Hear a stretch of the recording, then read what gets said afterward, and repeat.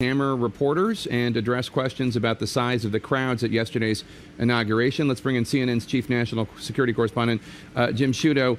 And Jim, one would think that after literally years of bashing intelligence officials and their work, sometimes not without cause, by the way, that he might seek this opportunity to talk about them and their risking of lives. He was standing in front of the CIA memorial wall with those with anonymous stars behind him, but instead he talked about reporters.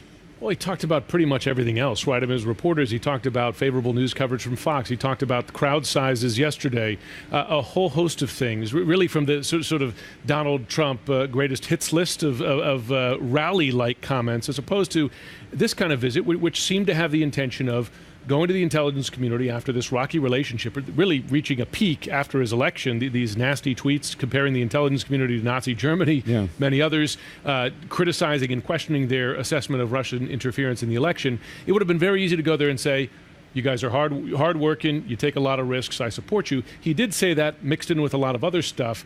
And frankly, and I've been getting texts and emails about this from intelligence professionals, to do it in front of that memorial wall, 117 stars there, of many of them unknown intelligence agents who gave their lives in battle, to make it a rally kind of speech with a lot of offhand, some attempts at humor, was disrespectful in their view, and I think understandably so. And I have to say, it was not coincidence that that was the spot chosen for the president to speak before, in front of those stars, under the words, those who gave their lives for their country. And I'll tell you, I'm sure you have this often happen when you're covering an event on the air.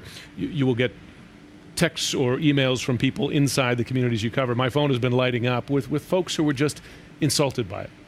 Yeah, and in fact, I think we have some of the sound of President Trump talking about reporters. Let's roll that. As you know, I have a running war with the media.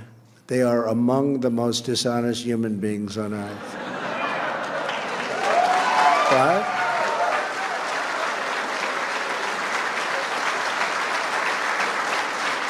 And they sort of made it sound like I had a feud with the intelligence community. And I just want to let you know, the reason you're number one stop, it is exactly the opposite. Well, we didn't make it sound like he had a feud with the intelligence community. He made it sound repeatedly. He wrote a tweet comparing